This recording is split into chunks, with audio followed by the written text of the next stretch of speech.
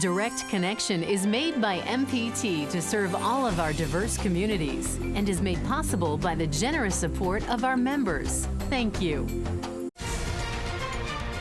Live from Maryland Public Television, this is Direct Connection with Jeff Salkin. Hi, everybody, and thanks for tuning in for Direct Connection. Coming up, we will grade the federal government's new education policy. First tonight, the jury in the Freddie Gray case will resume deliberations in the morning. Officer William Porter is facing manslaughter and other charges. Our Charles Robinson was in court for closing statements today. Joins us now. Charles, how long did the jury have to deliberate today? Took about 3 hours today. They even asked a question. They wanted to know about possible transcripts to several videos and audio clips that they heard, but the judge denied that. He said you have the actual media files there to look at. But all of this got started when prosecutor Janice Bledsoe launched into her final and closing arguments with a simple question. How long does it take to put on a seatbelt? And she began to count down 2, 3, 4, 5 seconds, because that's all it would have taken to put Freddie Gray in a seatbelt in that van. One of the things she hit upon was this whole idea of inconsistencies in William Porter's testimony. He's the individual who's on trial here. And one of the things that they did find is that his testimony was different from what he gave in a video deposition. And those inconsistencies were constantly pointed out, such as when he came upon Gray and he asked him, "Are you all right?" Well, initially he said, Gray said this, "I can't breathe." Well, that was not in his live testimony. They also pointed to some other inconsistencies, such as this whole idea why you couldn't seatbelt him in. One of those ideas was he said his gun may have been exposed. Well, guess what? During that video deposition, he said this idea of Gray being, if you will, flailing about was not evident. In fact, he called him docile and lethargic. Meanwhile, the defense came back at them hard, and one of the things they talked about, the state has not proven its case. And one of the things that attorney William Murtha talked about is this whole idea that the conclusion that the medical examiner made, that's Dr. Kara Allen, was speculative at best. In fact, they had their own witness who was an expert who says this was not a homicide, but rather an accident. Charles, in just a few seconds, city officials are preparing for this verdict to come in. What sort of preparations have they made? Well, this afternoon, all of the Baltimore City Public Schools, students, teachers, and faculty received a note from Dr. Gregory Thornton. He says he does not want to see a repeat of what happened in April. If you remember back then, there was a lot of unrest, specifically around schools, and he wants to make sure there's not a repeat of that. In addition to that, Congressman Elijah Cummings has called for a press conference tomorrow to talk about what happens in the aftermath when this verdict comes down. Charles Robinson in downtown Baltimore. Charles, thank you. Joining us now in the studio is law professor Doug Colbert of the University of Maryland School of Law, who was in court today. You've been in court almost every day. Every day. What struck you in the closing arguments today? Well, the closing arguments and the evidence that the prosecution presented ought to silence the many critics who thought this case should never be brought to trial. The prosecution has presented a very strong case, and its closing argument really focused on Officer Porter's credibility. And they used Officer Porter's own words that he spoke to a detective who testified at trial, that Officer Porter said Freddie Gray was saying, "I can't breathe." At trial, Officer Porter placed that statement much earlier at the initial encounter. But it was also Officer Porter's own words during a 30 or 40-minute interview with two detectives 5 days after Freddie Gray was brought to the hospital. And that version of what happened was very different in many important respects from what took place in the courtroom, as Charles has pointed out. So as a full-time courtroom observer the last couple of weeks, what did you see from the jury? How tuned in, how attentive, taking notes Any sense of how they're approaching this task? Well, I'm a big fan of the jury system. In fact, I think our jury system is the strongest and best protection we have to bring justice to the accused as well as to the community. So this jury, like many others, is extremely conscientious. They are attentive, they are taking notes, they are paying attention. No one's nodding out during the case. And they're punctual. They're doing all the right things that you would like from a jury. They're listening and they're paying strict attention to every witness. Do you care to hazard a guess, either how long the jury's out, or do they come back? Well, let me ask it this way. Is there any verdict in this case that would surprise you?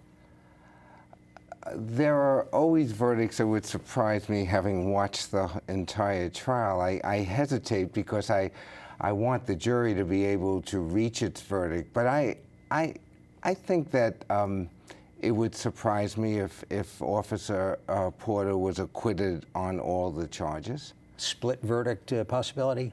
Well, that's more possible. I think the biggest task at hand is for 12 people to reach a consensus verdict, and I think that will take some time. But in many ways, I have faith that the jury will reach a verdict on each of the charges. Let me remind our viewers, if you have a question about the Freddie Gray trials in general and the Porter case in particular, give us a call. We'll have the number up on the screen. You can also tweet your questions. Twitter address is @MPT News. Let's talk about the defense case. What was their strongest argument today? Well, I think their strongest argument on closing is to paint Officer Porter as a reasonable police officer who did the same things that many other police officers do, namely officers do not always, or most of the time, they don't seatbelt their prisoners, so he was acting reasonably when compared to fellow officers. The real question there is whether a reasonable police officer follows the directive of the police commissioner or is left to use his own discretion there. And they also used and challenged the medical examiner's testimony, and they questioned whether she could actually make a cause of death and give the timing as she did at trial. But the prosecution also had two other experts. Let's take a phone call. Adams County, Pennsylvania. This is Sally. Sally, thank you for calling. Go ahead. Hi. Yes, I'm wondering if the condition of Freddie Gray prior to being placed in the van has been brought up during this trial. Interesting question. Thank you very much, because everybody's seen, I don't know if she was referring to the arrest itself or the possibility that there was a previous back injury, but everybody's seen the arrest video. Yes, and there was a witness, Brendan Ross, who videoed much of the scene that became evidence in the case. In other words, they saw Freddie Gray when he was outside the van before he was placed in there, and you could really see how he was apprehended and taken into custody in that situation. Officer Porter was very close to that situation, so he... I thought he wasn't at the arrest scene. Well, that's what he testified initially, or those were his, those were the statements he made to the investigating detectives initially. And the prosecution tried to show that he knew much more than what he wanted the detectives to know, because he didn't want to implicate any of his brother officers. So before the detectives, he wasn't able to identify any of the officers that he worked with every day. But at trial, he was, and the video showed the jury exactly where Officer Porter was standing. You were in the courtroom to see Officer Porter testify. What impressions do you think members of the jury would have formed from listening to him? Was he a sympathetic figure on the stand? Because historically, juries don't like to convict police officers. In the courtroom, I think Officer Porter made a very good witness. He was very well prepared. I think he scores points with jurors because he's from Baltimore. He's a young officer. He's somebody who is not what you would call a heavy hitter or anything like that. But I think the biggest test for Officer Porter is to reconcile his courtroom testimony with his previous statements that were taken only 5 days after the incident. Here we are 9 months later, and his recollection seemed a lot clearer now. Let's take another call. Baltimore County, this is Chuck. Chuck, thank you for calling. Go ahead. Thank you very much. Good evening. Professor, I just want to ask you if there's an old saying that says the dead man cannot speak. Do you see the possibility of the officer actually making some statements that he knows will get no responses, no truth to it? Dead man. Okay, I'm not sure I followed that, but... Well, I think what the caller is saying is at different times through Officer Porter's interaction with Freddie Gray actually came into the courtroom. There were times when you could actually feel his hands cuffed, shackled on the ground, not being able to move. And I think in many ways, when the prosecution presented its case through its witnesses and through the videos, the jury was able to feel Freddie Gray's situation. So that would have helped the prosecution tremendously. Howard County, this is John. John, thank you for the call. Go ahead. Yes, my question is, has the judge given any directions to the jury not to consider certain evidence that has been put out there? Such as? Well, there's a lot of things that usually the jury is not allowed to speak about. In many cases, it could be the prior history, it could be Freddie's arrest record, it could be his association and prior convictions. All right, These are just things. Very good, John. Thank you. With the situation. Thank you very much. You were there for the well, jury the jury instructions. knows that Freddie Gray was arrested previously, and that came out during the trial. They also learned other things about some of the witnesses who also had been previously arrested or convicted. But I think what the caller is also saying is that during the trial itself, there are questions that are sustained, and the judge tells the jury, please do not consider this. And the judge reminded the jury again about those rulings, and also consistently told the jury, please do not read papers, do not discuss this case, wait until you're in the deliberation room. This is a veteran judge, but no matter how long you've been on the bench, you've not necessarily had a trial with a packed courtroom and this level of intensity. How's he doing? Judge Williams is more than up to the task of providing both sides with a fair trial. I think his rulings were fair, and I think he was able to move this case along. I mean, after all, people were predicting that jury selection would take a long time. The defense tried to move the case outside of Baltimore. I was one of those who felt that this case must be tried in Baltimore, and that it would not be difficult to select the jury. So I give the judge a very high marks for conducting a trial and being well prepared throughout. Doug Colbert, professor at the University of Maryland School of Law. Professor, thanks for your time tonight. Oh, it's my pleasure. Thank you. We do appreciate it. Just ahead tonight, from no child to every student, grading changes in the education system. We'll be right back. This is an animal with attitude. Honey badgers don't bluff. They may be the bravest act in the African bush, and also the smartest. He outwitted us each time. They're masters of mayhem and capable of anything. Wednesday night at 8 on MPT. Don't miss your chance to see folk legends the Kingston Trio, the new Christie Minstrels, and Barry McGuire live on stage at the Meyerhoff Symphony Hall on April 30th. Visit mpt.org/donate or call 1-800-222-1292 today.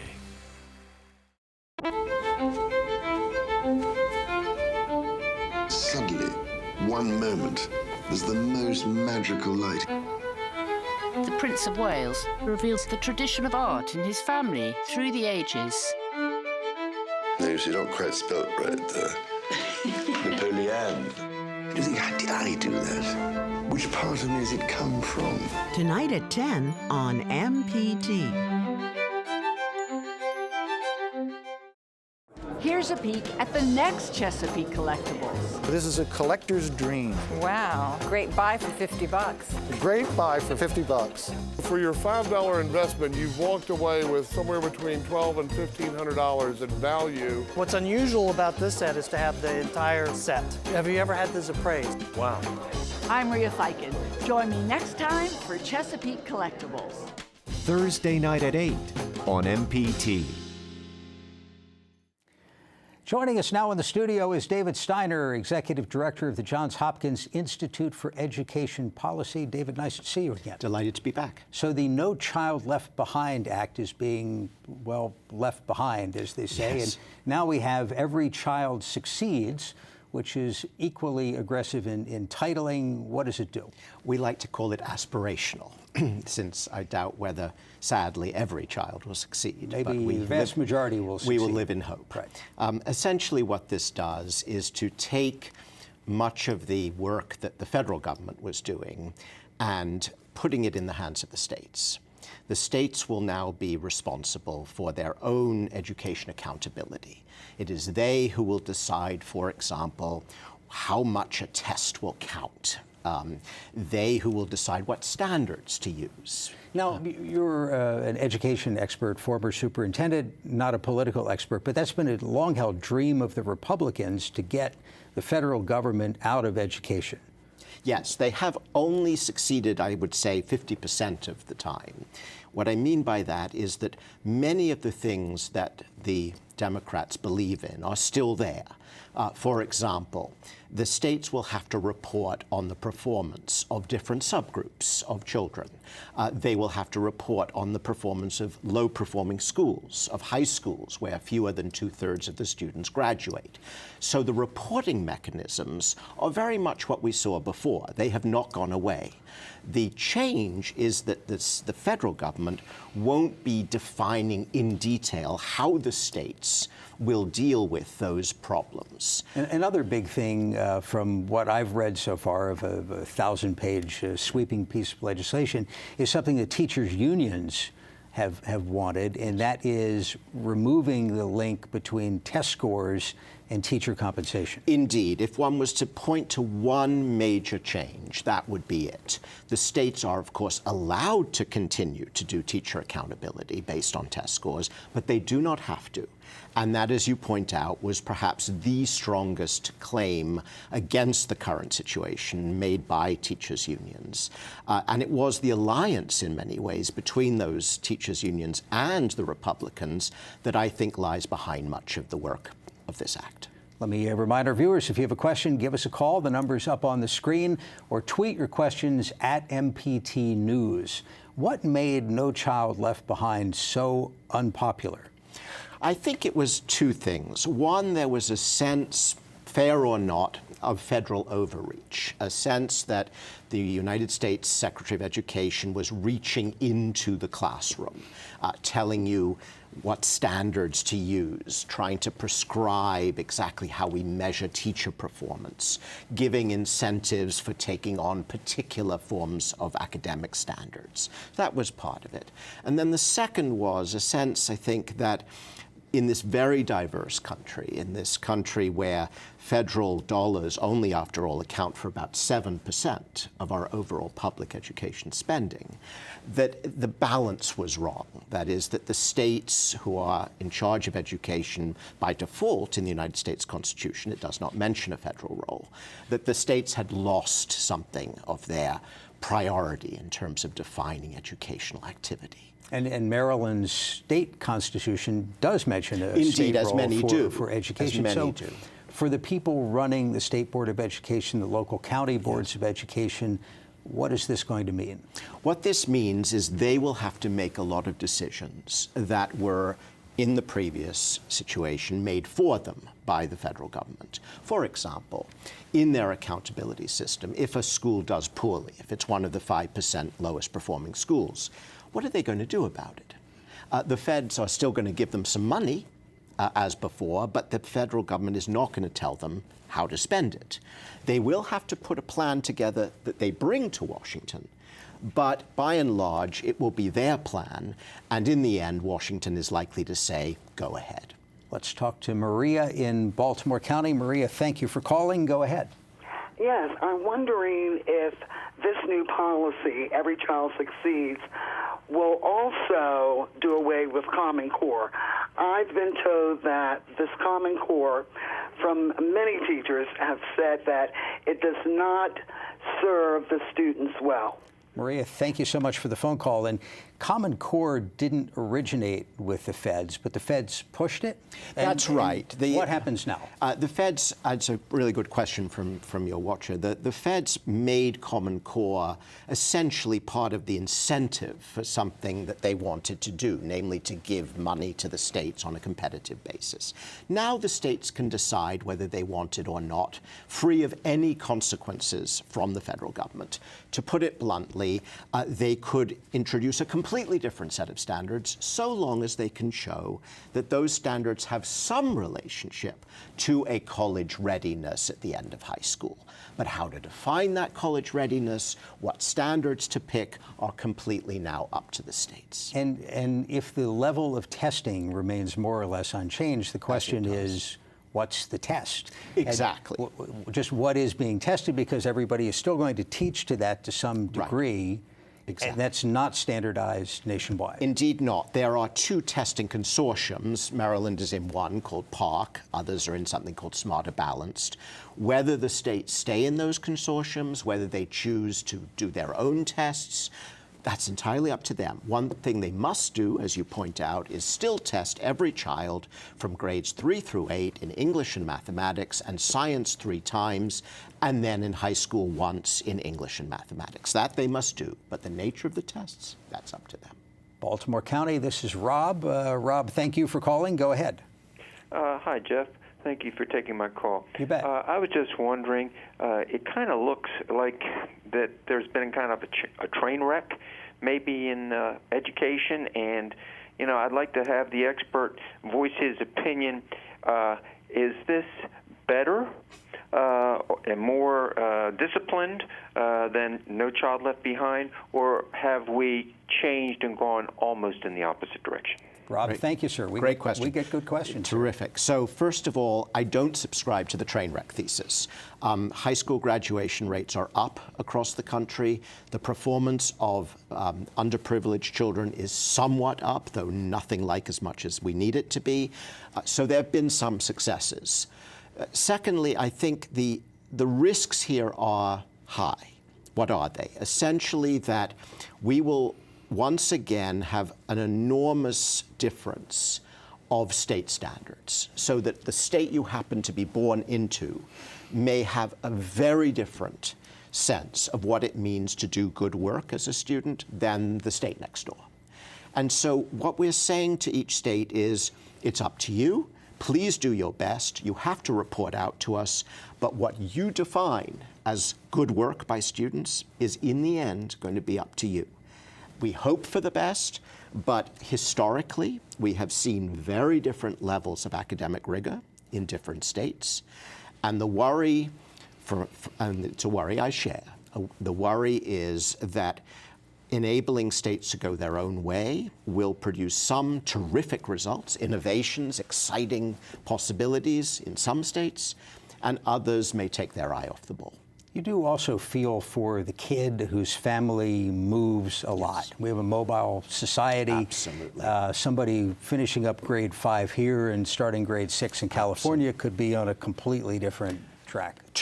This again is, I think, the death of a dream. The dream was with these 2 exam consortiums that precisely, if you moved from New York to Alaska, you had a good shot of being at the same level of the assessment, which was the same assessment. And that is gone. Fewer and fewer states are in these consortiums. More and more states will go their own way in terms of tinkering or major changes in those assessments. And we are, as you say, a mobile society, and we may be studying the ancient Egyptians 4 times if we move 4 times. Absolutely. David Steiner is Executive Director of the Johns Hopkins Institute for Education Policy. David, thank you for your time. Thank you. Always a pleasure. Do appreciate it. Thursday at this time on Your Money and Business, the future of Uber. We will catch a ride with one of the company's top managers and find out how experienced investors think about market volatility. Now, for all of us at MPT, I'm Jeff Salkin. Thanks for watching and have a good night.